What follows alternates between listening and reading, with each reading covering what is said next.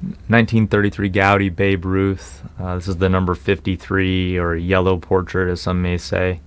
This is a scorching, nice, high-grade example.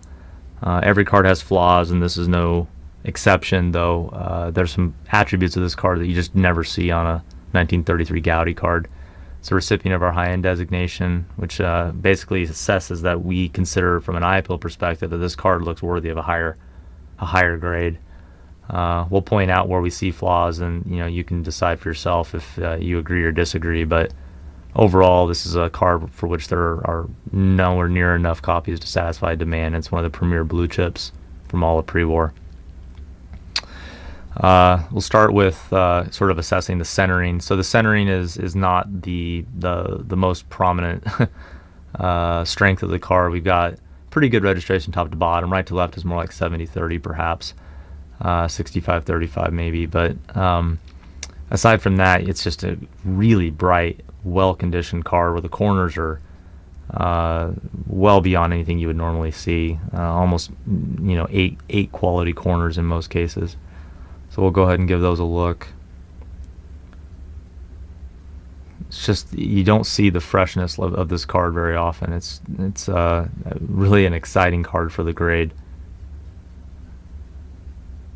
All four corners are real pointy.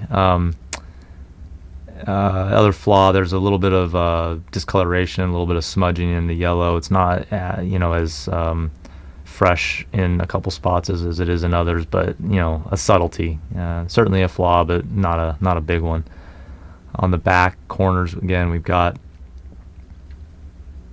really sharp registered corners. Cardstock is exceptional.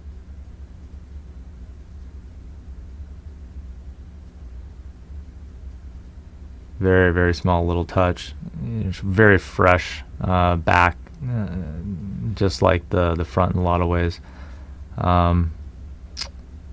It's just an incredibly fresh card. In our estimation, it's one of these cards that if it were graded a 7 even, you wouldn't question it. It would be considered technically accurate. I think it's up to interpretation how you want to factor in, a couple areas of dinginess and a little bit of centering shift. But as it sits, it's exciting just to celebrate it as a 5, because it's one of the nicest 5s in the world. As it sits, the investment opportunity and eye appeal, it's just a world-class 5. Again, recipient of our high-end designation. I think it's worthy of review. I think it could easily be sent back to SGC to have them take a look at it. I think you'd be very justified in asking for a significant bump. But as it sits, just a world-class card for the grade. A lot of value.